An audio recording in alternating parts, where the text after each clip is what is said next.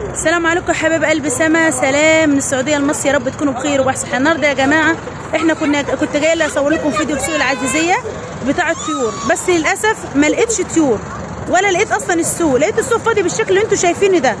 ما اعرفش ايه اللي حصل، ما اعرفش الناس راحت فين، ما اعرفش الطيور راحت فين، انقرضت، ما اعرفش. فلقيت المنظر بالشكل اللي انتم شايفينه ده. فصراحه انا صعب عليا اصحاب اللي احنا جايبينهم من الصبح ومحضرين كل حاجه عشان جايين ناخد طيور ونطبخ ونحضر وناخد رومي ووز وبط وحاجات جامده جدا، ونلاقي المنظر الفراغ العاطفي اللي انتم شايفينه ده. احنا في سوق العزيزيه يا جماعه اللي في الرياض، اللي هو جنب الحراج الجديد. جينا بالشكل ده، يعني ما شاء الله المنطقه دي كلها ما كنتش تعرفي تحط رجلك من الطيور والبط والفراخ والحاجات اللي فيها. اتصدمت لما لقيت السوق فاضي بالشكل ده.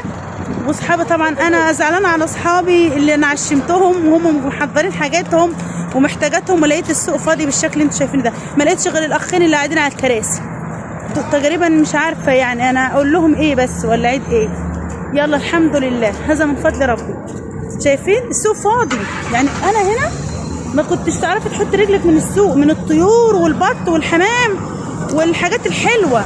اتصدمت لما لقيت السوق فاضي بالشكل اللي انتم شايفينه بالشكل ده. اتصدمت جدا والله العظيم. يلا الحمد لله، الحمد لله. انا زعلانه قوي انا لو اوريكم الدموع اللي من تحت النضاره. يلا يا جماعه حطوا اللايك واشتركوا في القناه، والسلام عليكم.